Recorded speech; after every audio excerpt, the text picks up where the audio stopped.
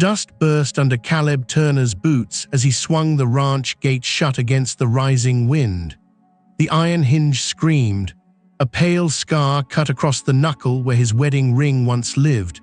3 lonely winters since the fever took his wife. Then a horse stumbled out of the sagebrush. A woman slid from the saddle. Apache, clothes torn, wrists bound with rawhide, eyes burning with the shame of exile. Riders appeared on the ridge behind her. Caleb Turner stepped forward anyway. "Come home with me." Because the woman they cast out was about to change his life forever. Before we ride deeper into the story, hit subscribe, ring the bell, so you'll never miss another ride through the legends of the Wild West. Now, let's get back to the trail. Wind pushed dust across the yard as Caleb Turner stood by the gate, one hand still resting on the rough wood he had slammed shut. The prairie had gone quiet. The woman swayed beside the horse. Apache, clothes torn by brush and long miles, wrists raw where the rawhide bindings had rubbed through skin. Caleb watched her the way a man watches a coiled snake, careful, ready to step back if it struck. The horse lowered its head and blew out a tired breath. The woman slid from the saddle. Boots touched dirt. Barely steady, Caleb didn't move, didn't offer a hand, didn't ask her name. She stood there anyway, thin, dust-covered, eyes dark and steady under tangled black hair, the kind of eyes that had seen too much road. "Come home with me," he had said. Now the words hung between them like something neither one quite trusted. The wind tugged at the loose boards of the barn, a long creak. The woman looked past him toward the ranch. Weathered cabin, low smoke drifting from the chimney, a split fence running toward the pasture, empty land in every direction. "You can't stay," Caleb said. His voice was low, flat, the kind of voice a man learned after too many winters alone. The woman lifted her chin. "I need work." No pleading, just truth. Caleb looked at the rawhide still hanging loose from one wrist. "Looks like your people disagreed." Her jaw tightened. "They cast me out." The words landed heavy. Caleb spat into the dust. That told him enough. Tribes didn't banish their own for nothing. He turned toward the gate. "You best ride south. Army posts 2 days that way." The woman didn't move, didn't step toward the horse, didn't step away. "I didn't ask for charity," she said quietly. "I asked for work." Caleb pushed the gate open and walked through. Didn't look back, boots crunching gravel. The cabin door groaned as he shoved it open. Warm air rolled out, firelight, the smell of coffee and ash. He stepped inside. The house looked the same as always. 1 table, 2 chairs, one of them never used. His eyes flicked to it without meaning to. Outside, the wind rose again. Then came the sound, hoofbeats far off, faint. Caleb's head lifted. He stepped back to the door and looked out across the prairie. Dust moved along the ridge. Riders, still distant, but coming. His jaw tightened. He glanced toward the yard. The woman stood where he had left her, watching the horizon now. She saw them too, of course she did. Caleb walked down the porch steps. Slow. "You bring trouble with you?" he asked. The woman shook her head once. "They bring it." The riders grew clearer. 4 shapes cutting across the hill, fast. Caleb rubbed the back of his neck. He had lived long enough to know the look of men riding hard. It wasn't friendly. The woman turned back to him. "I can work," she said again. "Cook, mend, break horses." Wind lifted the ends of her hair. Her eyes didn't leave his. Caleb studied her, thin, tired, but standing straight, not begging, not running. Behind her the riders crested the ridge. Caleb let out a slow breath. "Horse goes in the barn," he muttered. The woman blinked, just once. "Water by the pump." He turned toward the house again, didn't look back. but he heard the quiet movement behind him, boots in the dust, a saddle creaking. The ranch no longer sounded empty, and the riders on the ridge were coming fast. The riders came in low through the dusk. 4 men, horses lathered, hat brims pulled down against the wind. Caleb Turner stood at the foot of the porch with one hand resting near the butt of the revolver at his hip. Not drawing, not yet. Behind him the barn doors thudded shut. Naya Redbird had moved fast. Horse inside. Latch dropped. Useful. The first rider pulled up hard enough to spray dirt over the yard. He looked past Caleb at the cabin, then toward the barn. His eyes narrowed. Indian woman came this way. Caleb said nothing. The second rider leaned in the saddle, older, gray in the mustache, a badge pinned to his coat, not a sheriff's star polished bright, just a deputy's badge dulled by weather and use. "We are looking for a fugitive," he said. "Banished from her people after a killing." The wind hissed along the fence rails. Caleb kept his face still. He had seen lawmen use words like that before. Fugitive, killer, savage, easy words, cheap words. The man on the gray horse pointed toward the barn. "She's ours." Caleb finally spoke. "No warrant." The deputy gave a humorless smile. "Out here, we don't always need one." Caleb's shoulders squared. The porch light behind him cast a warm stripe over one sleeve and left the rest of him in dark. "This is my land." The first rider spat. "Then you're a fool if you keep her on it." Inside the barn, a horse stamped once. Nothing else. No panic, no movement. Caleb noticed that. The woman held steady under pressure. The deputy studied him a long moment. Then he nudged his horse closer. "Name's Fuller," he said. "I'm telling you plain, that woman brings death. Tribe cast her out near Black Creek 3 days ago. Man ended up dead. They tied her for good reason." Caleb's jaw shifted once, then take it up with her tribe. Fuller's eyes cooled. "That's done. She crossed into county land, makes her our concern." A beat passed, then another. The riders seemed to feel it too, the cold, the waiting, the gunmetal quiet that came before a bad choice. Caleb lifted one hand from his side and pointed toward the road. "You can ride back the way you came." The man on the right gave a short laugh. "Over one Apache girl." Caleb's eyes cut to him. "Over my gate." That ended the laughter. Fuller looked at the cabin again, at the dark windows, at the yard with its stacked wood and clean trough and straight squared fence posts, then at Caleb, a widower's place, still orderly, still stubborn, a place a man defended because it was all he had left. Fuller seemed to read some part of that. He pulled his reins. "We'll come again," he said, "and next time I won't ask polite." Caleb said nothing. The riders turned. Hooves pounded out through the gate. Dust followed, then distance, then silence, real silence. The kind that rang in the ears after threat passed by inches. Caleb let his hand fall away from the revolver. He looked toward the barn. The door opened a crack. One dark eye watched him through it. "Come out," he said. Naya stepped into the yard slowly. The evening had gone blue with cold. Smoke drifted low from the chimney. She looked toward the road the riders had taken. "They will return." Caleb shut the gate. "I know. You should have given me to them." He slid the bar into place and tested it once. "Hard. I don't hand people over to men who smile too easy."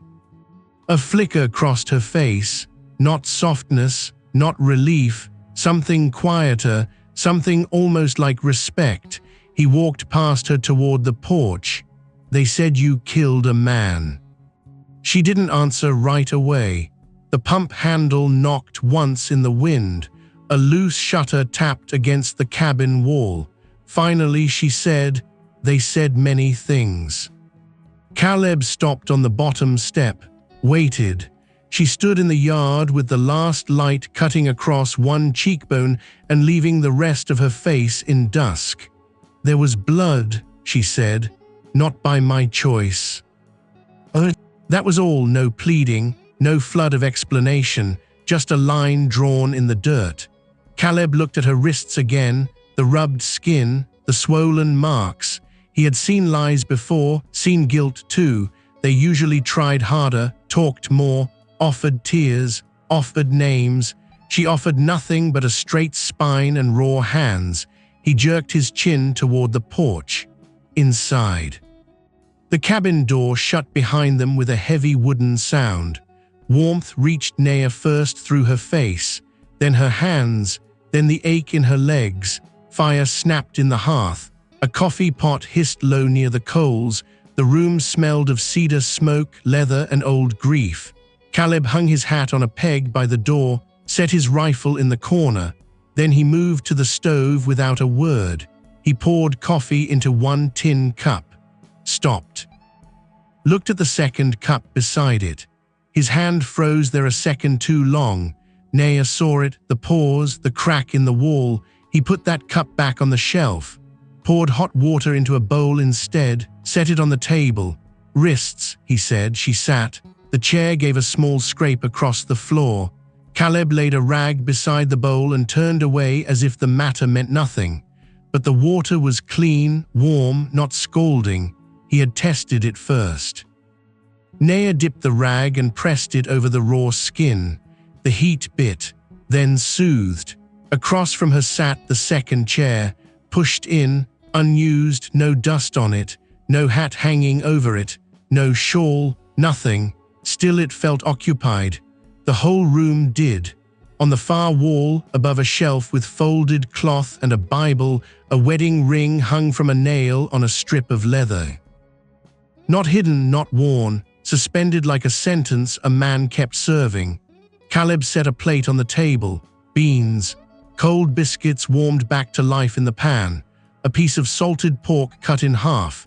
He took his own chair, the one by the wall, where his back could watch both the window and the door. Naya ate slowly, not like a starving thing, like someone taught to make each bite count.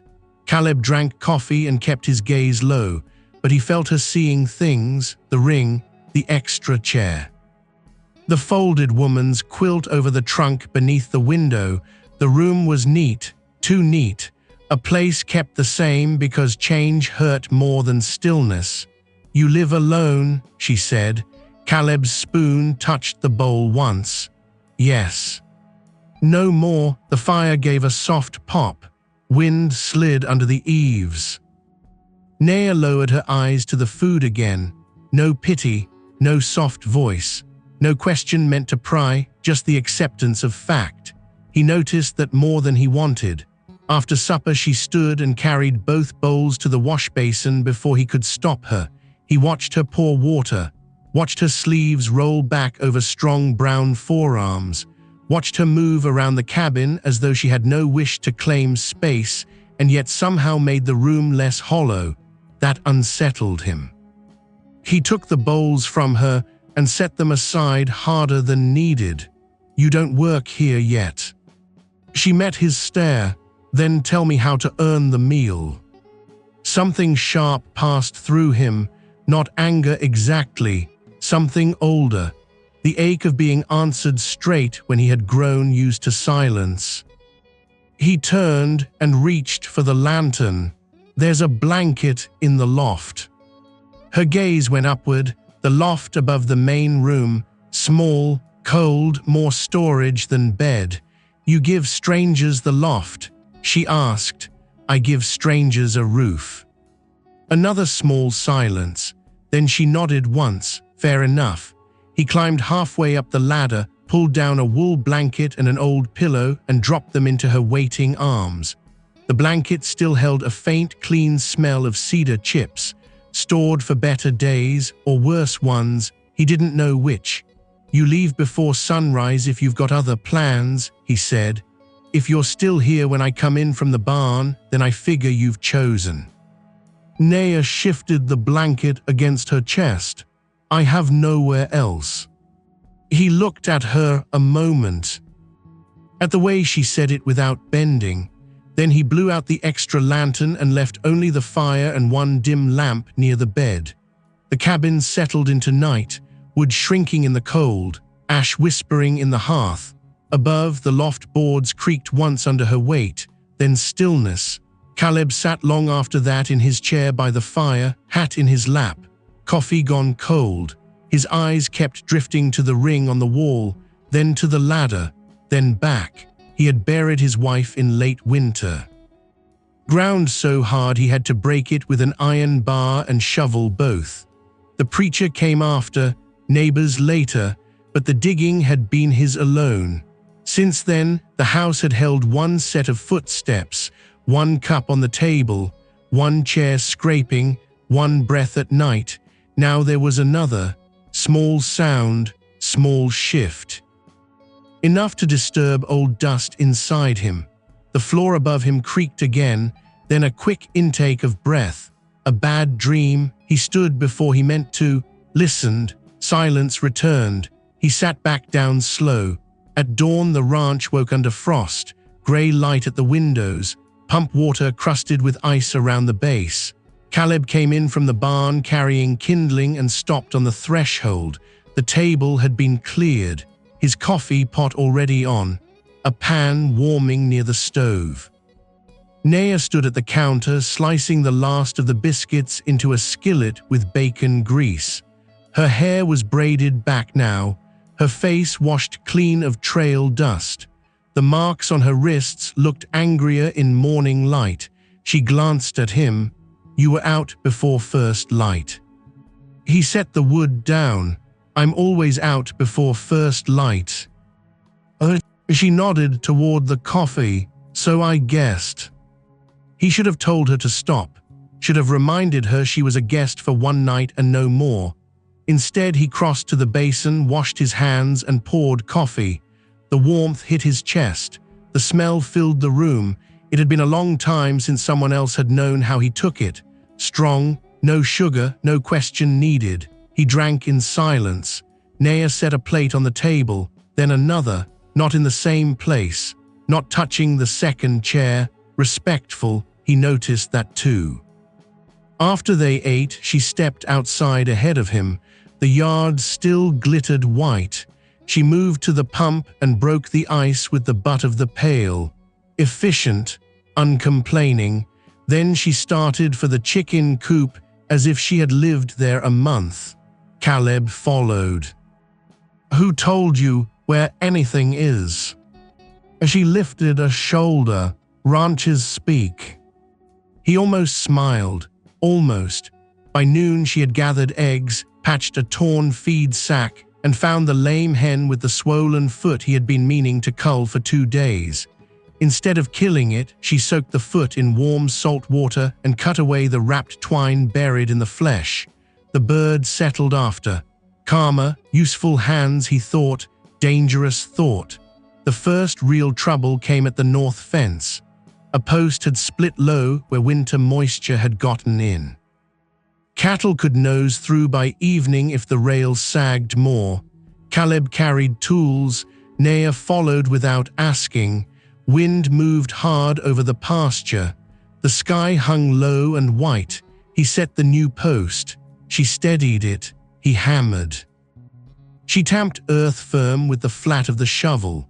The work went quick because she did not chatter, did not slow, did not need praise. Halfway through, a wagon rattled on the road. Caleb glanced up. Mr. Dobbins from the neighboring spread, old man, sharp eyes, sharper tongue. The wagon slowed just enough for a good look. At Caleb, at the Apache woman helping set his fence, at the fresh tracks of yesterday's riders still cut in the yard dirt by the road. Dobbins tipped no hat, just rolled on. Rumor now had wheels. Caleb drove the last nail harder than needed. Naya felt it. Your neighbors will talk. They always talk about me. They may stop buying from you, stop helping at Roundup. He wiped sweat from his neck, though the day was cold. That's supposed to scare me. It should concern you. He straightened, met her eyes over the fence line. There it was again, no pleading, no coy softness, just plain measure. The woman saw consequences clean, more cleanly perhaps than he did. He looked back toward the house, toward the smoke, toward the shape of his life standing against all that empty land, a place hard built, a place one bad season could break. He had no wife, no sons, no brothers nearby, only routine, only reputation. Only the narrow lane a man stayed in if he meant to last. Taking her in threatened that, sending her off threatened something else, something harder to look at. By dusk, the decision stood waiting at the table between them. The room glowed orange from the fire. Outside, the cold thickened. The cabin walls clicked and settled. Caleb set down a small cloth pouch, coins inside. Not many. Naya looked from the pouch to him. He leaned both hands on the back of his chair. If you want to leave tomorrow, that'll get you to the rail line. Her gaze stayed on the pouch, then on the ring hanging from the wall, then back to him. You want me gone? Yes. You did not send me away. No. The fire breathed low. Caleb pulled out the chair and sat, heavy, like a man tired of arguing with himself. The riders will come back, he said. So we'll talk from town. Winter's got 6, maybe 8 weeks left if the thaw comes honest. I need help. You need a place not to freeze. Naya waited. He hated that she waited him out so calmly. He rubbed a thumb over the pale groove in his ring finger. The groove never fully left. Neither did the memory of warm skin beside it. You stay until spring thaw, he said at last. You work for board, no wandering my papers, no touching that room behind the curtain, no strangers brought here. When the ground softens and the south road opens, you go. The words lay between them like fence posts set one by one, firm, measured, necessary.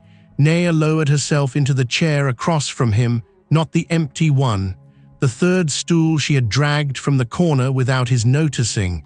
Another small thing, another way she moved through grief without stepping on it. Until spring, she said, yes. I work as hard as any hand. Then work. If men come for me. Caleb looked toward the dark window, his face hardened in the firelight. If they cross my gate wrong, they answer to me. Something changed in the room then, not warmth yet, not trust, but shape, order. A line had been drawn around the house, around the barn, around the winter ahead. Naya reached for the pouch of coins and pushed it back toward him. I will not take money for leaving. He closed his hand over it. Neither spoke. The fire cracked. A coyote called thin and far off. The cabin no longer sounded empty. That was the truth of it. Not full, not healed, but no longer empty. And outside, beyond the fence and the road and the black spread of prairie, trouble was already turning back toward them. By the third morning, the ranch had a different sound. Not louder, just fuller. The scrape of a second bucket at the pump. The quick rustle of feed poured into a trough before sunrise. The soft thud of boots crossing the porch while the stars were still out. Caleb Turner noticed every bit of it. He noticed the cabin stove already breathing warm when he came in from breaking ice at the stock tank. He noticed the woodbox filled before dusk. He noticed the shirts he left folded over a chair no longer smelled only of sweat and wind, but faintly of lye soap and cedar smoke. Naya Redbird did not ask permission for every useful thing. She simply saw what was frayed, empty, crooked, or cold, then changed it, quietly. The first time Caleb found his harness mended, he held it up in both hands and stared at the stitching. Strong thread, even pull, neater than his own. He looked toward the table where she sat cutting carrots for the stew. "You touch my tack again, you tell me first." Her knife kept moving. It would have broken by next week. He stood there another second, leather hanging from his hand. Then he hung it on its peg and said nothing more. That was becoming a habit with her. Words rose in him, then died before reaching his mouth. Outside, the world stayed iron gray. Winter had not loosened its grip, though now and then the sun broke through long enough to lay a pale gold ribbon across the pasture before vanishing again. They worked through every kind of cold. Fence repair in the north field, where the wind came straight down off the flats. Splitting wood behind the barn, where the axe rang sharp as a bell. Hauling sacks of feed shoulder to shoulder through drifting snow that crept under their collars and melted slow against skin. Caleb spoke in short instructions. Naya answered in fewer words still, yet something changed between them in the rhythm of shared labor. He began leaving the hammer nearer her reach. She began handing him nails before he asked. At the creek crossing, one of the stepping stones had come loose under ice. Caleb went down hard when his boot slipped. His knee struck rock. Pain flashed across his face before he buried it. Naya caught his elbow before he fully hit the water.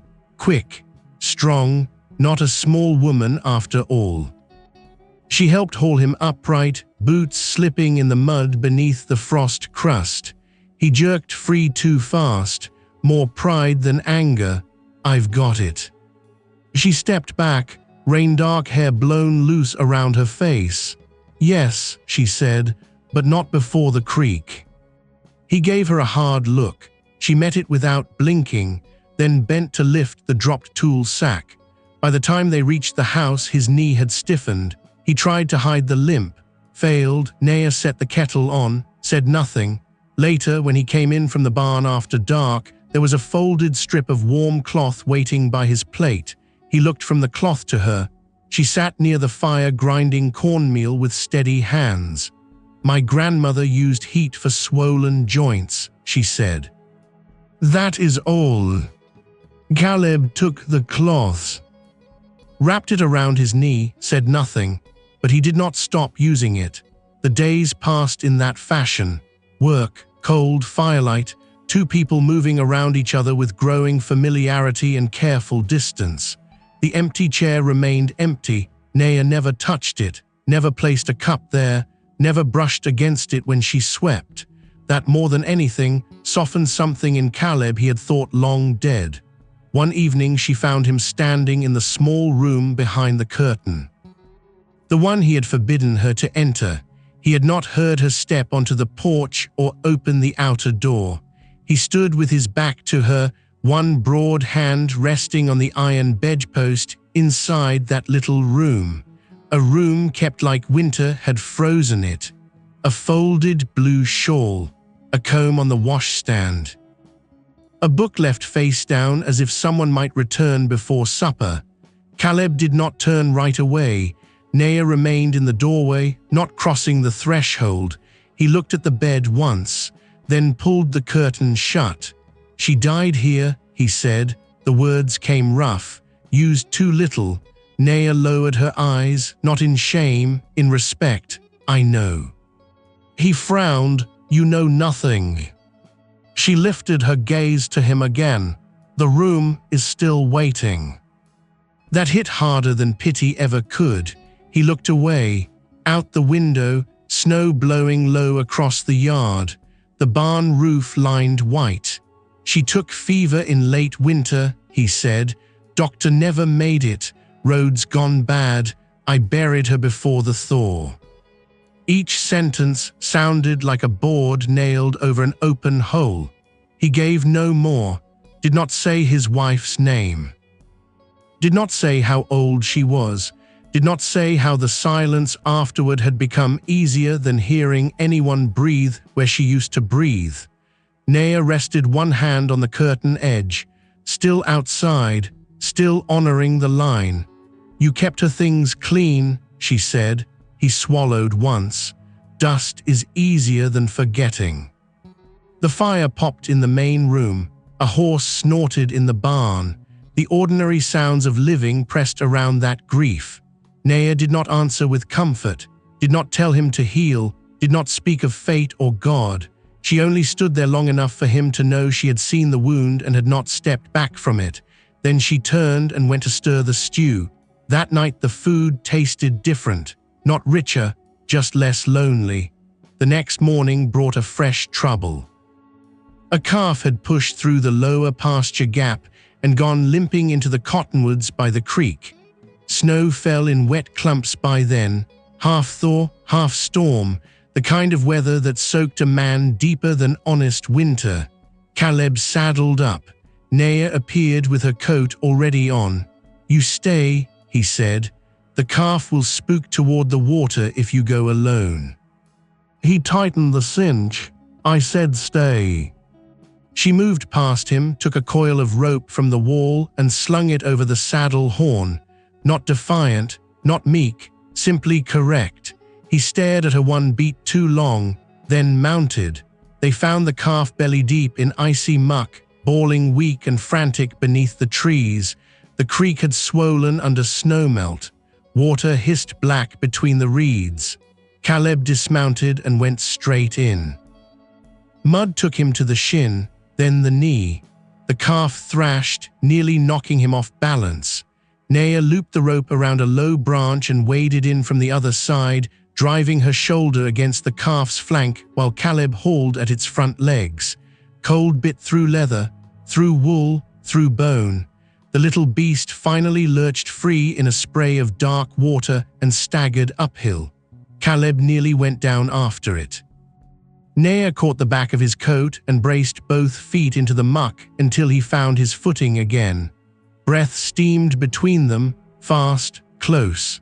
For 1 second they stood almost chest to chest, the creek roaring below and wet snow clinging to their sleeves. Then Caleb stepped away first. He led the calf home on foot.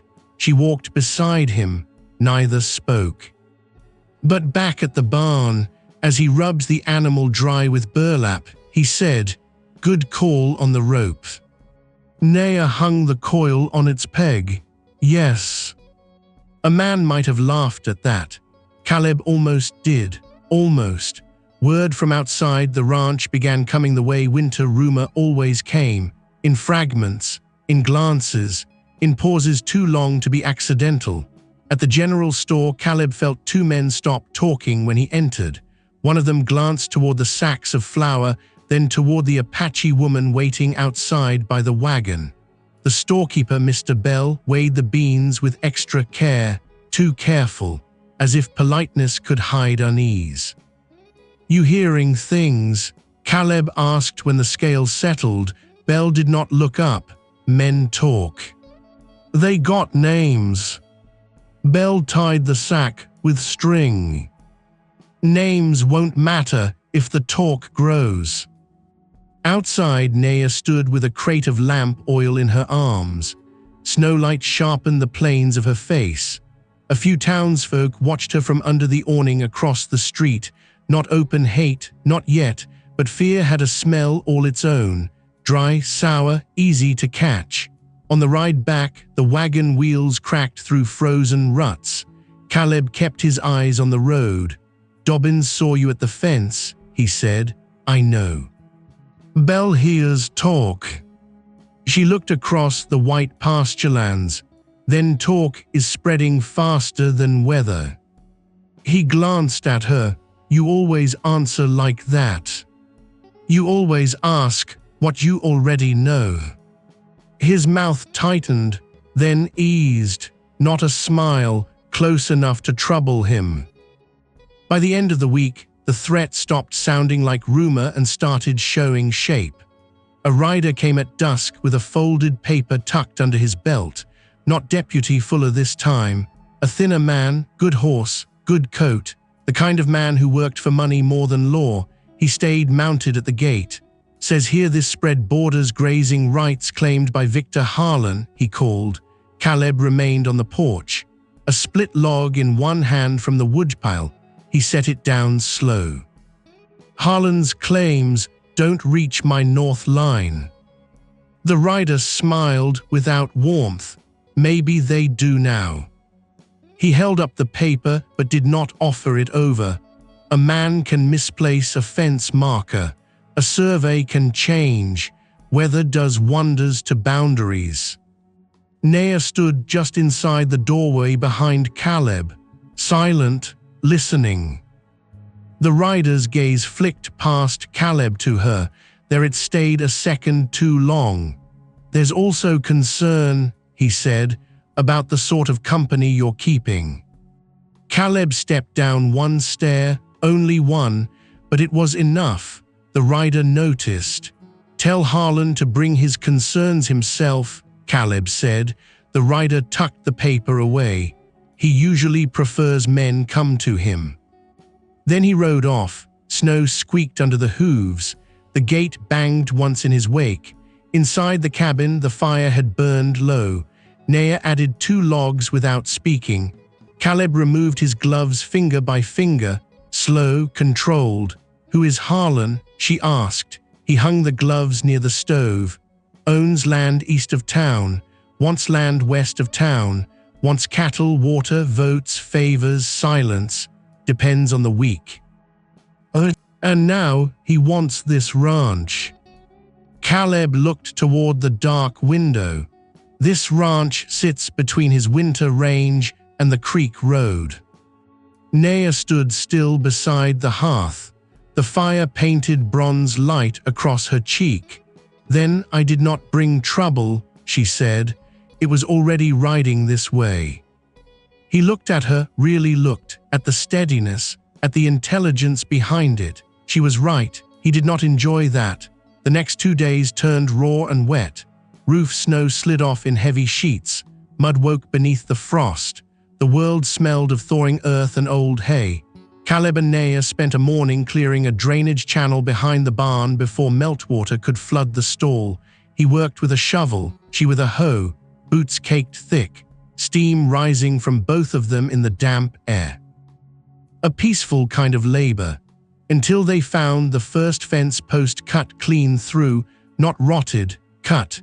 Caleb crouched beside it, ran a thumb over the smooth bite of blade, fresh, very fresh. Naya scanned the tree line, no birdsong there, no movement either, just the feeling of eyes that had already gone. They wanted the cattle loose, she said. He stood jaw hard, or wanted me to know they were here. They spent the rest of daylight checking the boundary. 3 more posts damaged. 1 wire slackened enough that a hard shove from a steer would have opened half the line.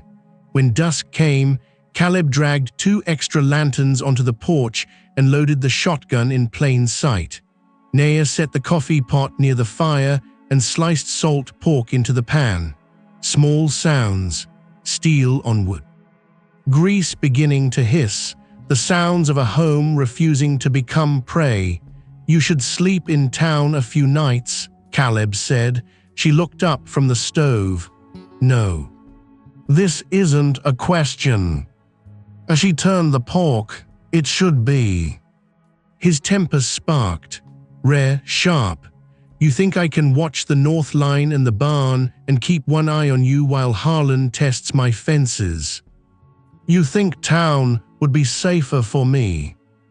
That stopped him. He had no answer for it. She faced him fully now. In town, I would be alone among people who already fear me. Here I work. Here I see danger coming. The pork crackled between them. Rain tapped the roof. Caleb raked a hand through his dark hair and turned away. He hated when truth came from the wrong direction. That night, he took first watch on the porch.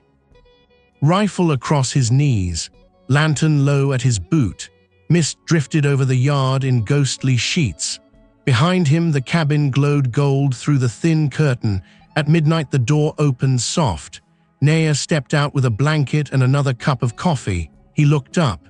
She set the cup beside him and draped the blanket over the porch rail within reach. Not over his shoulders, not presuming, just there. Then she sat on the step below, back against the post, listening to the dark with him.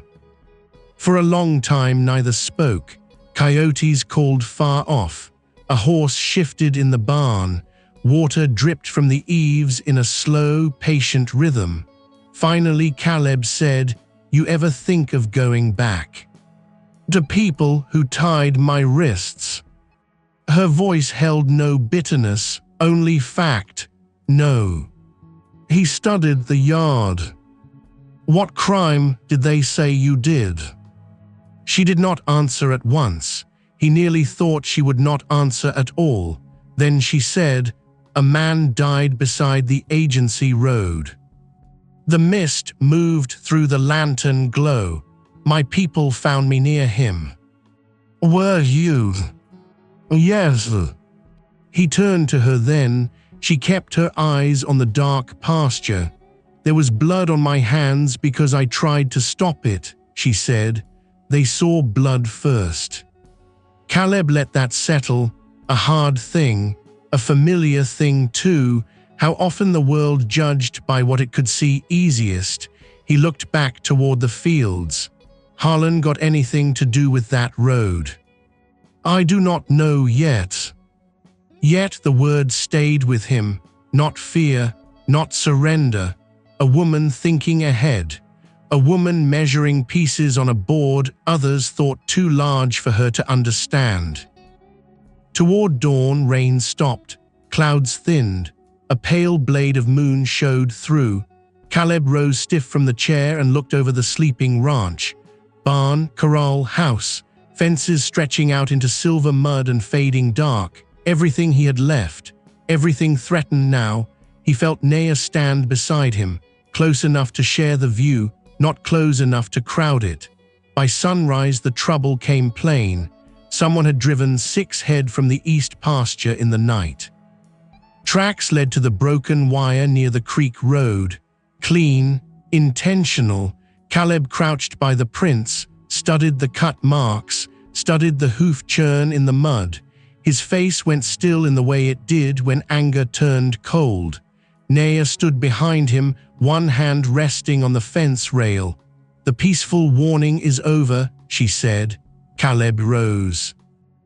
Slow, tall, broad through the shoulders, no beard, no softness left in him at all. He looked east where the tracks disappeared toward Harlan's land, then back at his house. Smoke rising from the chimney into the pale morning.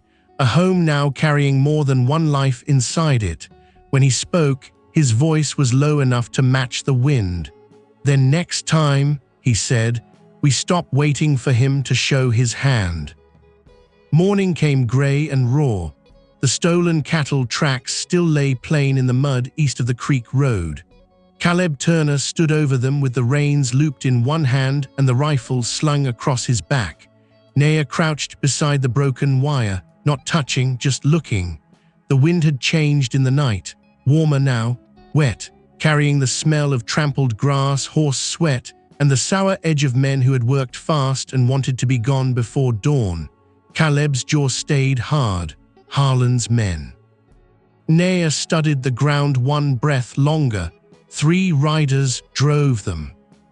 He glanced down, she pointed. One horse shod new on the left rear, one limps slightly on the front right. One rider drags his heel when he mounts. Caleb followed her finger over the churned mud. At first, he saw only wreckage.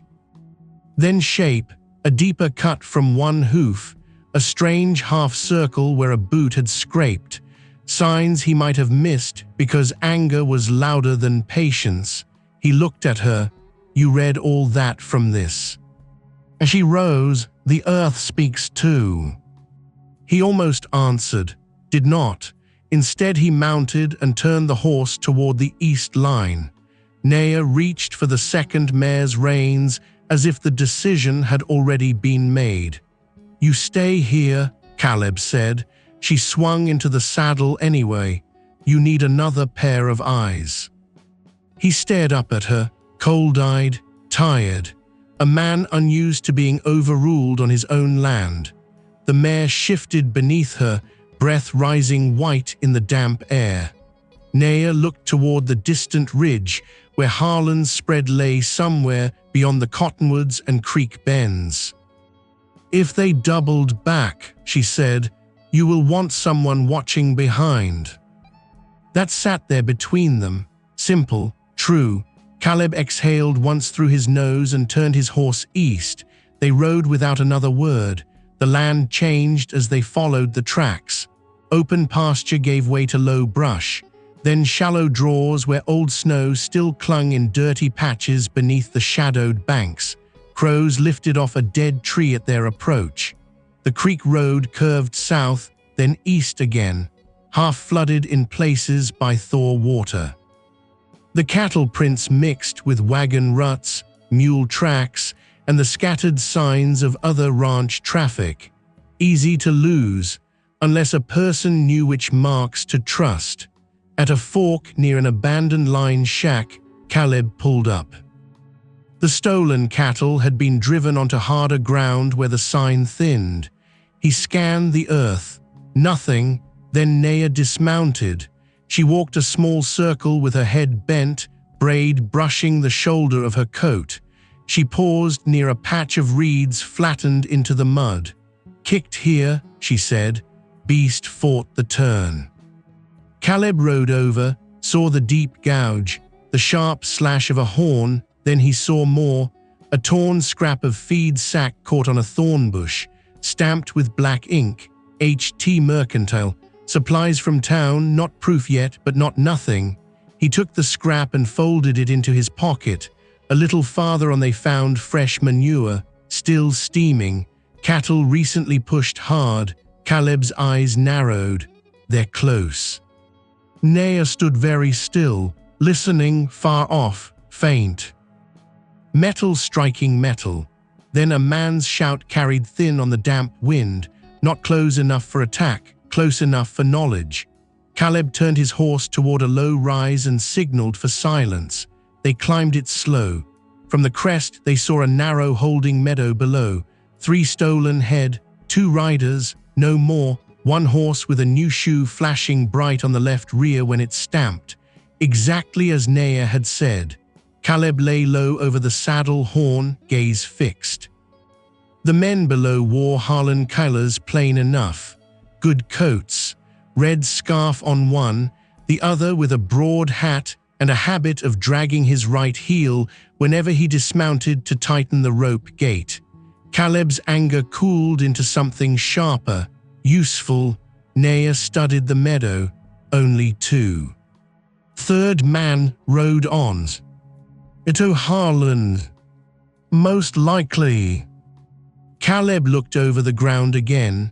The holding meadow was tucked between brush and bank, hidden from the main road.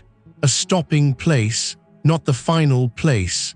Harlan's men had expected to move the cattle later when the road went darker and gossip went quieter. Caleb slid from the saddle. We take them back now. Naya caught his sleeve before he stepped away. Not hard, just enough. If you fire on them here, Harlan says you attacked his hired men on his grazing land. Caleb looked down at her hand, then at her face. She released him at once. No apology, just sense. They stole from me. Yes. And you need town to know that before he tells the story first. That checked him harder than the grip had. He stared down into the meadow, at the men, at the cattle. At the trap hidden inside a rescue. He hated that she was right. Again, the wind shifted. One of the riders below looked up suddenly. Caleb dropped lower against the slope. Too late, the man had seen movement. He shouted. Both riders ran for their horses. Caleb swore under his breath and fired once into the ground ahead of the laid mount. Dirt burst. The horse reared. Chaos broke loose in the meadow. The cattle bawled and pushed against the rope gate. Naya was already moving. She slid down the backside of the rise, cut through a stand of willow brush, and came out near the gate before the riders understood where she had gone. Her knife flashed once, rope snapped, the gate dropped. The cattle burst uphill in a heaving wave of horns and mud.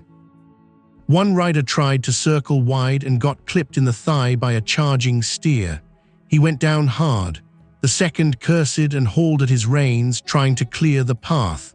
Caleb fired again, not to kill, to turn. The shot clipped bark above the man's head, close enough. He wheeled and bolted east, gone in seconds. Caleb rode straight into the meadow, grabbed the frightened lead cow by the line, and swung her uphill after the others. The fallen rider struggled in the mud, dazed and furious. Caleb dismounted beside him and yanked the man to his knees. "Who sent you?" The rider spat blood and swamp water. "You know who." Caleb hit him once, not wild, not cruel, just enough to end the grin. The man sagged. Naya came up from the gate breathing hard, mud to her knees, knife still in hand. Her eyes flicked over the rider's coat, then to the inside pocket where a folded paper protruded. She snatched it free before he could stop her. Caleb held the man while she opened it, not a letter, a copy sheet, numbers, parcel marks, names. She scanned fast. Her face changed, not fear, recognition. "This is not a cattle list," she said. Caleb took the page. He could read enough. Survey numbers, boundary descriptions, transfer lines, some marked paid, some not. One parcel number sat underlined twice. He knew it. His north pasture. Another farther down, old Dobbins's Creek lot. Another belonged to a widow outside town who'd nearly lost her hay field last fall. The rider lunged suddenly, trying to tear the paper back. Caleb slammed him face first into the mud and pinned him there. The man thrashed once, then quit. Naya pointed to a notation in the margin, a short set of initials. VH beside them, a mark Caleb had seen before on feed contracts in town, Bell's store invoices. Harlan was moving pieces through paper, not only by gun and fence knife, by signatures, by surveys, by debt. A cold pressure moved through Caleb's chest. So that's how he's doing it. Naya crouched near the pinned rider. He steals land the same way he steals cattle, quiet first. The rider twisted his head and glared. "You don't know a thing." Naya looked at him with a steadiness that seemed to strip his bluster bare. "I know men who hide behind writing because truth would not stand beside them." Caleb dragged the man up again and shoved him against a tree. The cattle had begun to settle upslope, blowing hard, mud-drunk and scared but alive. The meadow smelled of trampled reed and gun smoke. "What's this got to do with the man on the agency road?" Naya asked. The rider's face tightened before he could hide it. Caleb saw that, so did she. "Who died?" Caleb asked. The man kept his mouth shut. Caleb folded the paper once and tucked it inside his coat. Then he smiled without warmth. "Fine." He jerked the rider's own scarf free and tied his wrists to the cottonwood. "We'll let the deputy hear it from you." The man went pale at that, too pale for someone who trusted the law. Interesting, by the time they got the cattle turned homeward, the sky had darkened again. Low clouds, threat of more rain. The tied rider cursed until Caleb gagged him with a strip of cloth and slung him belly down across the spare saddle. A hard ride back, deserved. The work of moving the cattle took the better part of the afternoon. The beasts were spooked and stubborn. Twice one broke for the creek and had to be turned. Once the prisoner nearly slid loose and Naya had to grab the trailing rope before he dumped under the horse's hooves. Their hands brushed, quick, cold, then were gone again. No talk, only effort. By the time they reached the ranch, Both horses were lathered, and the light had gone copper behind the clouds. Caleb got the cattle shut into the east holding pen. Naya fetched water. The prisoner sat trussed to a hitch post, hat gone, face muddy, eyes shifting constantly toward the road. As if he feared someone else might come first. Caleb noticed that too. Inside the cabin, firelight pushed back the gloom. Naya spread the stolen paper on the table and weighed the corners with cups. Caleb peeled off wet gloves and stood over it. Neither touched the empty chair, neither needed to. The room held a different charge now, not domestic, not simple purpose. These numbers, Caleb said, tapping one line, they match the stakes Harlan's survey man put near my north line. Naya traced another with one finger. This parcel sits near the agency road. He looked at her, she looked back. The dead man. She nodded once. There was a paper in his coat when I found him. The fire gave a low snap. Caleb went still. You never said that. You never asked the right question. He might have flared at that on any other day. Now he only leaned harder on the table. What papers? Folded, official looking. He tried to hide it under him when I ran to help. Her voice stayed flat, controlled, but he heard the thread of memory under it, sharp as wire. Before I could take it, riders came out of the cottonwoods, white men. One saw me kneeling in blood. One saw the paper. They took it from the body and shouted for my people. By the time my uncle's men arrived, the story was already chosen. Caleb's eyes dropped to the sheet on the table, to the parcel marks, the initials, the quiet machinery of theft. You think Harlan's men killed him. I think the dead man carried something worth killing for. Outside, the prisoner made a muffled sound through the gag. Then hoofbeats answered from far down the road. Both of them heard it. Caleb moved first, lantern in one hand, shotgun in the other. He crossed the porch and looked into the thickening dusk. Two riders, no lawman in front, no wagon, no deputy, Harlan's men, coming hard. He stepped back into the doorway. Get the paper. Naya already had it folded and tucked inside her bodice. Smart, close. The riders hit the yard at speed. One broke left toward the hitch rail, the other headed straight for the post where the prisoner sat bound. Caleb fired. The blast tore splinters from the rail between them. The horses screamed and veered, but not enough. The rider on the left swung a torch into the hay wagon beside the barn as he passed. Flame leapt yellow and instant. Dry canvas caught like old sin. Naya ran for the rain barrel before Caleb could shout. He fired a second shot that clipped a rider's shoulder and spun him half sideways in the saddle. Still, the man kept going. Good riders, paid riders. The prisoner threw himself sideways just as the second man slashed the rope holding him to the post. Caleb lunged to grab him, missed by inches. Horse, rider, and captive crashed through the gate in a knot of mud and panic. The yard exploded into noise, horse hooves, men shouting.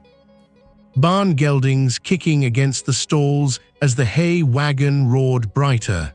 Naya flung one bucket, then another, too small, too slow. The wagon fire jumped to the stacked fence rails beside it. Caleb ran for the harness knife hanging by the barn door and sliced the wagon tongue loose from the team before the terrified mules could pull the whole blaze into the wall. One mule nearly crushed him against the post.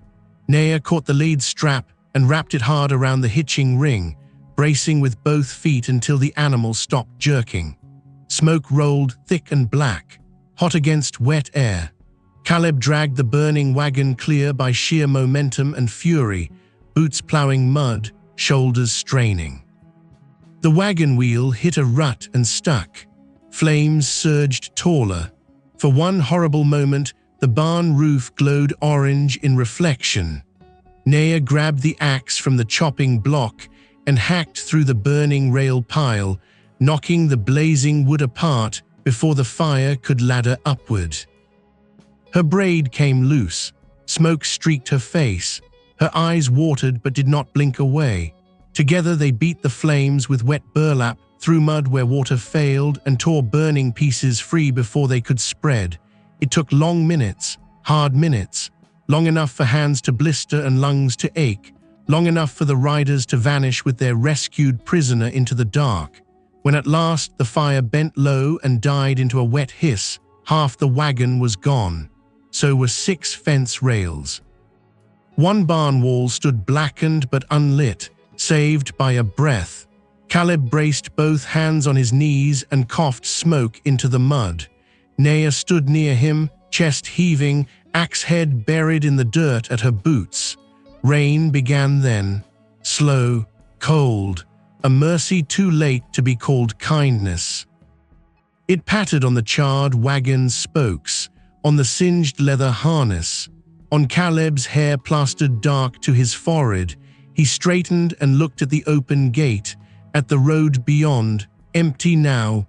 The quiet after violence felt wrong, like a church after a gunshot. They came for him, Naya said, and for the paper if they could. Caleb looked at her. Smoke had darkened one side of her face. A cut bled bright along her wrist where a rail nail had caught her. Without thinking, he reached for the hand, turned it palm up, checked the cut, shallow. She went still under the touch. So did he. Rain whispered on the yard. His thumb pressed once beneath the wound to stop the blood. Then he let go. They knew he'd talk, he said. Naya wrapped her own hand in the edge of her sleeve. They know we saw enough. Inside, the cabin felt smaller after the attack. Warmer too, not from peace, from survival. Caleb barred the door himself, dropped the curtain over the back room, checked each window, then laid the shotgun across the table beside the folded paper. Naya set water to boil and tore clean cloth for her wrist. When she reached for the kettle, her hand trembled once, just once. Caleb saw it. He took the kettle from her and poured instead. No speech, no comfort, just presence. Outside, the rain kept tapping at the ashes. Inside, firelight moved over smoke-blackened walls, and 2 people who had crossed some line neither could uncross now. Caleb bound her wrist with careful fingers, not delicate, not practiced, but steadier than she expected. When he finished, she looked at the bandage and then at him. "The barn would have burned," she said. "You cut the team loose. He tied the knot. You stopped the rails." A small silence settled, deep, earned. He finally lifted his eyes to hers, no shield in them now, only truth stripped down by smoke and danger. "This isn't about shelter anymore," he said. Naya held his gaze. "No." Outside, thunder rolled somewhere far off beyond the eastern range, a storm moving closer. Caleb set the kettle back near the hearth and reached for the shotgun once more. The paper lay between them on the table, damp at the edges, still intact. So was the ranch, barely. And somewhere in the dark, Victor Harlan had decided peace was no longer useful. Rain kept falling through the last hours of dark. A slow, cold rain. It tapped on the roof, ran in silver lines down the window glass, turned the yard to black mud around the charred wagon frame. Caleb Turner did not sleep. He sat at the table with the shotgun across his knees and the folded land sheet laid flat before him. The lamp burned low. Firelight moved over the hard lines of his face. Across from him, Naya Redbird fed another stick into the stove and wrapped fresh cloth tighter around her cut wrist. The cabin smelled of wet wool, smoke, coffee gone bitter from sitting too long on the heat. Neither spoke for a long while. Outside, the ranch breathed like something wounded but alive. A horse shifted in the barn. A drop fell from the porch eave. Then another.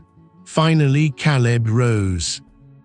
He took the paper, folded it once, slipped it inside the inner pocket of his coat. His movements had changed, still measured, still quiet, but no longer held back by grief alone. Now there was direction in him, a man narrowing toward a purpose. Naya watched him pull on his coat. "You are going to town." "Yes, in daylight." "Yes." She stood. Rain's soft dawn barely touched the edges of the window. "Harlan will be waiting there." Caleb reached for his hat. "Then he can wait."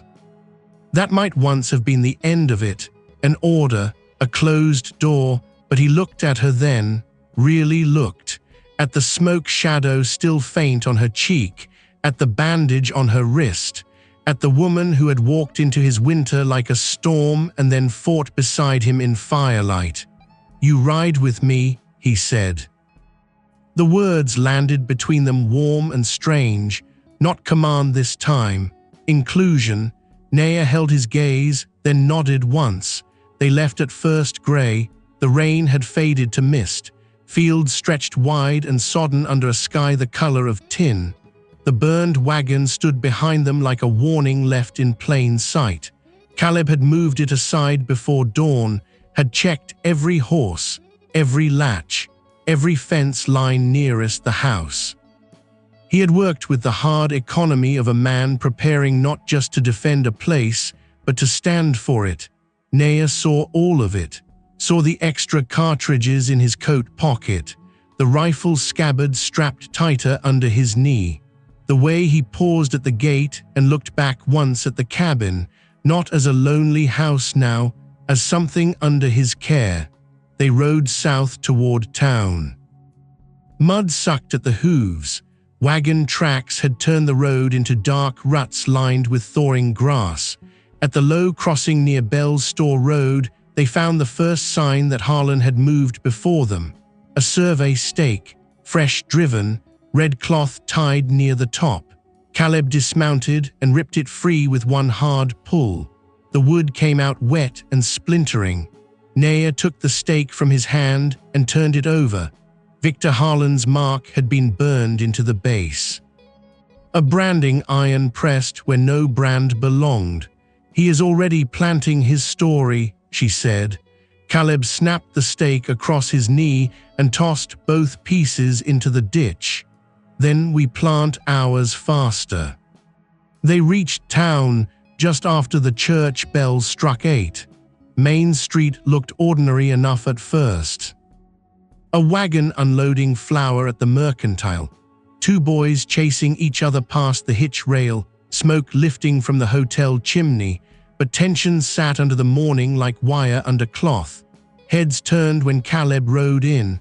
More heads turned when they saw Naya beside him. A few faces hardened. A few went careful. No one called out. That made it worse. Silence from a town could be colder than shouting. Caleb swung down outside the sheriff's office. The boardwalk creaked under his boots. Naya followed. Inside, the office smelled of ink, damp coats, and old tobacco. Deputy Fuller stood by the stove with one boot propped on the rail. His eyes narrowed at once. "So," he said, "you kept her." Caleb shut the door behind them. "Yes." Fuller's gaze moved to Naya's bandaged wrist. Then to the soot still faint at the edge of Caleb's sleeve. "What happened?" Caleb set the broken survey stake on the desk first, then the folded land sheet. Then he spoke, short, flat, clear. "Stolen cattle, holding meadow, Harlan riders, the prisoner taken back by force. The fire set in his yard, no wasted words, no temper." That made the story heavier. Fuller removed his foot from the stove rail. He opened the paper. "Read, read again." His mouth tightened. "Where'd you get this?" "Off the man your badge would have questioned if Harlan's men hadn't dragged him off." Fuller did not like that. It showed. He looked at Naya. "You saw this too?" "Yes." "Can you swear to it?" "I can swear what I saw. Men from Harlan's side. one shoulder bloodied from Caleb's shot. One torch thrown at the wagon, one prisoner cut free before you ever came to ask why. Fuller's face darkened, not at her, at the shape of the thing forming in front of him. A lawman could ignore rumor, not paper, not arson, not theft tied together with survey marks and witnesses. Still he hesitated, because men like Harlan built hesitation into a town, built debt into it, built fear. Caleb saw that and leaned one hand onto the desk. No slam, no threat, just wait.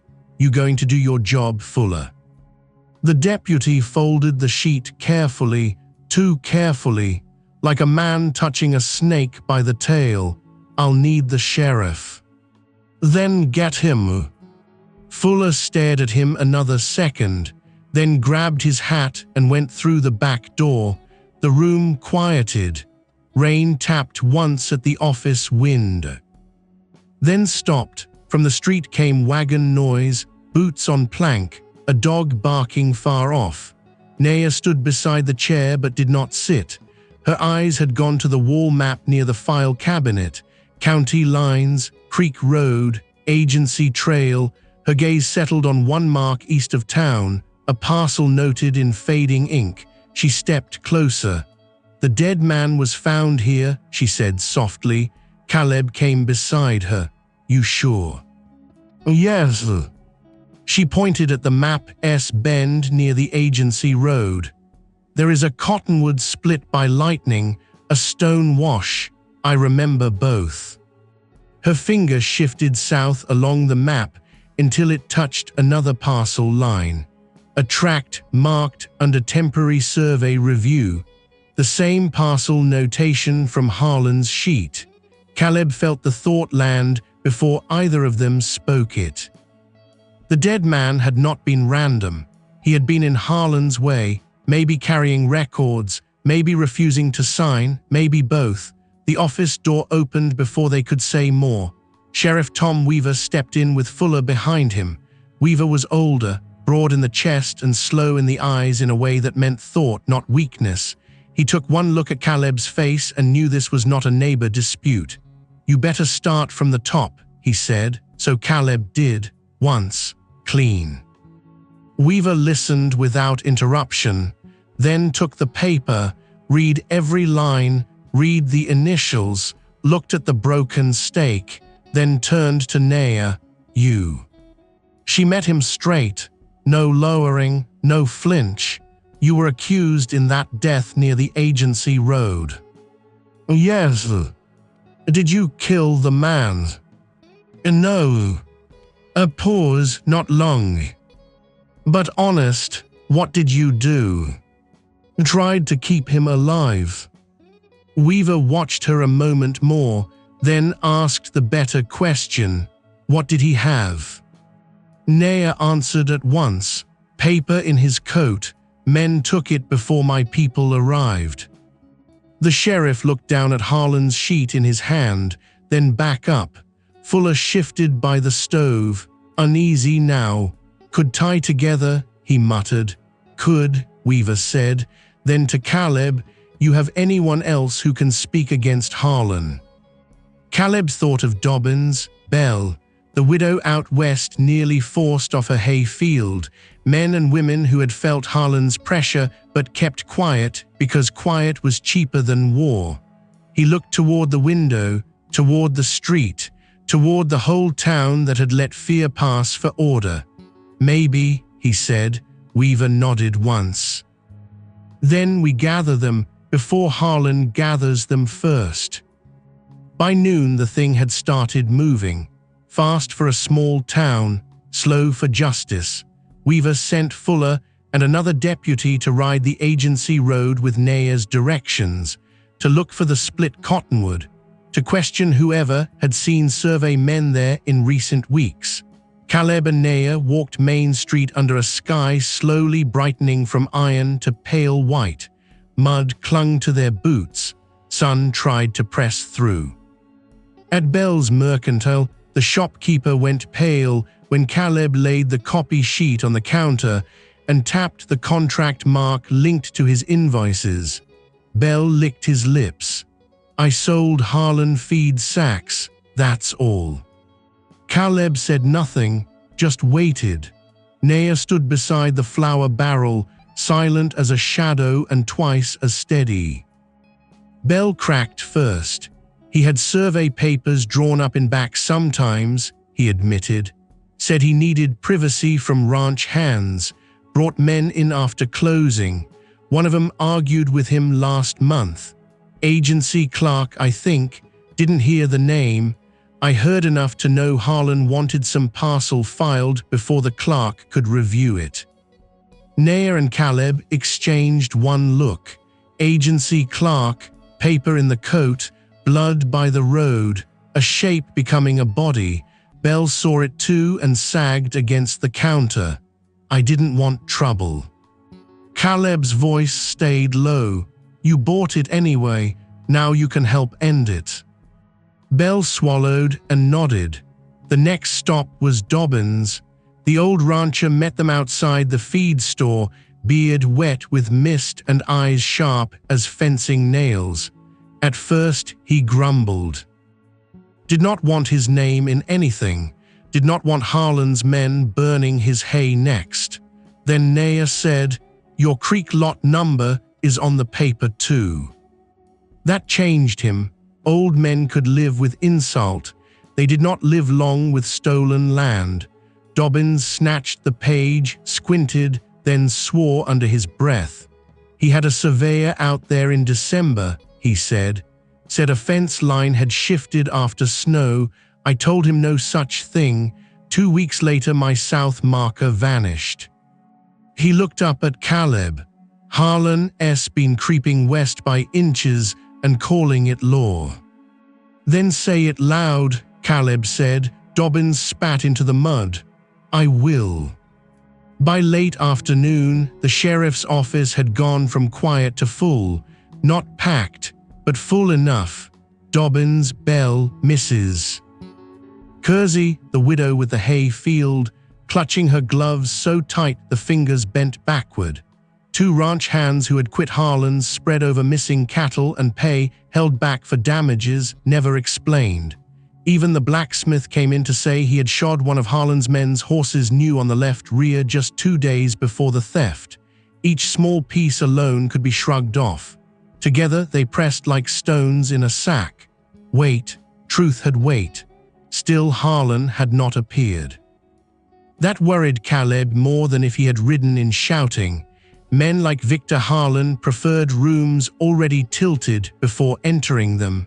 The sheriff finally sent for him, an official summons, public, impossible to ignore without cost. The wait for him felt longer than winter. Fire burned in the office stove. Coats dripped on wall pegs, voices stayed low. Naya stood near the back wall, hands folded before her, face unreadable. Caleb noticed how some of the townsfolk looked at her now, still cautious, but changed. Not as a rumor anymore, as a witness. That mattered. It mattered to him more than he expected. When Harlan finally came, he did not come alone. 2 hired men behind him, a lawyer from the county seat at his elbow, good coat, silver watch chain, soft hands. Victor Harlan entered as if the room already belonged to him, tall, well-kept, hair slicked back, smile cut thin as a blade. His gaze landed first on Caleb, then on Naya, and sharpened. Quite a gathering, he said. Sheriff Weaver did not invite him to sit. You've got questions to answer. Harlan removed his gloves finger by finger. I usually prefer questions in writing. Caleb took 1 step forward. That's because writing lies quieter than men do. The room went still. Harlan smiled faintly. I wondered how long grief would keep you out of my affairs, Turner. The insult struck plain. Old Caleb might have swung, might have let anger ruin the ground beneath his own boots. This Caleb did not. He stood tall, broad shoulders squared, no beard, dark hair damp from the long day, eyes cold and awake. You burned my wagon, he said. You stole my cattle. And you framed a woman to bury your theft." Harlan turned slightly toward the lawyer. "A widow's stories and an outlaw woman's word, thin stew, Sheriff." Naya's voice entered then, quiet, clear. Not loud, yet the room bent toward it. "I saw the dead clerk's blood because I knelt in it trying to save him. I saw your men take his papers. I saw your man's face again last night when he came for the witness you wanted silenced." Harlan's gaze cut to her. Something ugly showed under the polish then, not surprise, recognition. He knew exactly who she was. That was enough for Caleb, enough for Weaver too. The sheriff laid Harlan's sheet on the desk beside the blacksmith's statement, Bell's invoice marks, and Dobbins's parcel record. One by one, not dramatic, just thorough. "You want to explain why your survey numbers match disputed parcels across half this county?" Weaver asked. Harlan's lawyer stepped in. "My client engages in lawful acquisition." Dobbins barked over him. "Lawful my backside, he moved my markers." Mrs. Kersey found her courage next. "He threatened foreclosure on a debt already paid." Then Bell, trembling but firm enough. "He held meetings in my back room with an agency clerk who argued over filing dates." The blacksmith raised a hand and spoke about the left rear shoe. One of the ranch hands named the rider with the dragging heel. Each voice struck like a hammer, not one blow enough. All of them together impossible to ignore.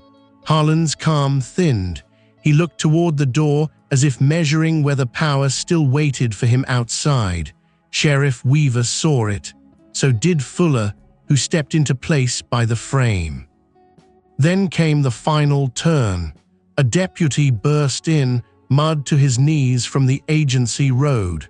He carried a leather satchel. Found near the split cottonwood under the wash bank where floodwater had exposed it. Inside were official survey drafts, unsigned transfer orders, and a clerk's field notes naming Victor Harlan directly in a parcel fraud investigation. The room changed at once, not noisy, not wild, certain. Harlan's lawyer went pale first, then quiet. Harlan did not. He took one sharp breath and lunged for the satchel. Caleb was faster. He caught Harlan by the coat front and drove him back against the wall hard enough to rattle the framed wanted notice. No fist, no grand display, just force, controlled. The room saw all of it. The strength Caleb had kept buried under loneliness now used clean, used for protection, used in the open. Harlan shoved once against his grip. Failed. "This county runs because men like me make it run," he hissed. Caleb's face did not change. No. His voice came low as iron. "It rots because men like you think nobody will stand up." He released Harlan only when the sheriff stepped in with irons. The click of metal on Harlan's wrists sounded small, beautifully small, like the snap of a rotten branch finally giving way. No one in the room spoke for a moment, then it spread, not cheering, something deeper, breath released, fear loosening, Dobbins removing his hat, Mrs. Kersey beginning to cry silently into her gloves, Bell sitting down hard as if his knees had forgotten him. Naya stood where she was, still as ever, but her eyes shone bright in the stove light. Not triumph. Relief cut with old pain. The sheriff read the charges plain. Fraud, arson, theft, conspiracy in the death of a government clerk pending fuller inquiry. Each word stripped another layer off Harlan's power. By the time Fuller led him toward the cell, even the men who once tipped hats to wealth would not meet his eye. He had become what he truly was. Not a baron, not a guardian of order, just a thief finally seen in daylight. As the office emptied, people stopped before Naya in ones and twos, not all with apologies. Some were not built that way. But with nods, with thanks, with the quiet respect frontier people gave when truth had cost someone dearly and still been spoken. Mrs. Kersey touched Naya's good hand and whispered, "I was wrong." Naya only inclined her head. She did not reach for praise, did not cling to vindication. That moved Caleb more than anything else had all day. Near sunset, the sheriff handed Caleb back the folded parcel sheet and kept the satchel for evidence. "You did right bringing it in," Weaver said. Caleb glanced toward Naya. "No." He pocketed the paper. "She did." Outside, the town had changed color. Clouds had broken. Low western light turned the mud roads gold at the edges. Smoke from supper fires lifted straight up. The cold was still there, the season not fully done, but something had shifted. Main Street no longer felt like a place holding its breath. They stood by the hitch rail while horses stamped and wagons rolled home. For the first time since her arrival, no one stared at Naya with open suspicion. A few even tipped hats. She watched them pass as if unsure what to do with gentleness when it finally came. Caleb untied the reins and handed hers over. "You hungry?" he asked. It was a small question, a homely one. After all the fire and paper and blood underneath the law, it sounded almost strange. Naya looked at him, then at the road leading back to the ranch. "Yes."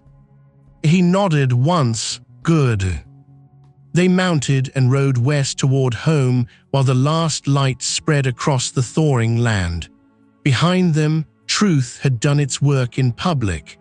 Ahead of them waited the burned wagon, the blackened rails, the wounded ranch, and something else too, something neither named, but both had already begun to carry. By the time they rode back to the ranch, the sky had softened, clouds thinned to long white strips. Sunlight spilled low and gold across the pasture. The burned wagon still sat beside the barn, black ribs, warped wheel, a hard memory in open daylight. Caleb Turner swung down first and stood looking at it. Then he picked up the axe. No speech, no ceremony, just work. Naya Redbird tied off the horses, rolled up her sleeves, and brought the pry bar from the shed. Together they took the ruined wagon apart board by board. Charred planks thudded into a pile.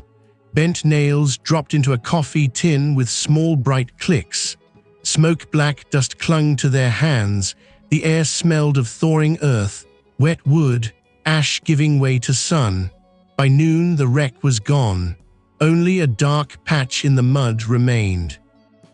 Caleb cut new rails from the stacked cedar by the fence line. Naya measured the span with her eye, steadied each post, and tamped the soil firm after he set them. The work went smooth now. Hammer passed hand to hand, level checked without asking. Tools found their place between them as if they had been doing this for years instead of weeks. At the barn door, Caleb paused. The blackened boards still showed where flame had licked too close. He ran one hand over the scorched wood. Then reached for a fresh plank. Naya held it in place while he nailed it on. When the last strike landed, the barn looked sound again, not untouched, but sound, a place that had been tested and stayed standing. Near evening, the wind turned mild, real mild, the first true breath of spring. Water dripped from the eaves in a steady silver line. The pasture beyond the house showed thin green under the old winter grass. Caleb carried 2 chairs onto the porch without thinking, set one near the wall, set the other beside it, then stopped. His eyes went to the second chair. For a long second he stood still. Naya came out with a pot of stew and saw him there, saw the old ache pass over his face like shadow over water. She did not speak, did not move the chair, did not look away either. Caleb took a slow breath, then shifted the chair he had set out, not back inside, not away, just forward, into the warm light. When supper was ready, they ate on the porch. No storm, No watch kept with a rifle across his knees, only spoons against bowls, the creak of wood beneath their boots. A meadowlark calling from the fence post. The ranch sounded different now, not haunted, lived in. After the meal, Naya rose to gather the bowls. Caleb caught her wrist gently, the healed one. His hand was rough. "Careful, you don't have to leave at Thor," he said. The words came low, plain, no ornament, no speech prepared in his head, just truth finally let out. Naya searched his face. The strong lines worn by grief, the man in his 30s who had stood alone too long. The man who had opened his gate once out of instinct and had kept opening his life piece by piece ever since. "Are you asking for more work?" she said softly. A corner of his mouth moved, almost a smile. "Always." Then his hand tightened just enough to mean more. "This can be your home, if you want it." The last light settled over the ranch. Gold on the fence rails, gold on the barn roof, gold through the cabin window where firelight was already waking inside. Naya looked from the porch to the pasture, to the repaired rails, to the house that no longer felt like borrowed shelter, then back to Caleb. "I want it." He nodded once, that was all, but the silence after held warmth instead of emptiness. As dusk came on, they carried the dishes inside together. Behind them, the door stayed open to the soft spring air, and for the first time in a long while, the house did not feel like a place holding grief. It felt like a home making room for tomorrow. If this story stirred a memory or two, saddle up with us again. Hit subscribe and help this old frontier tales alive.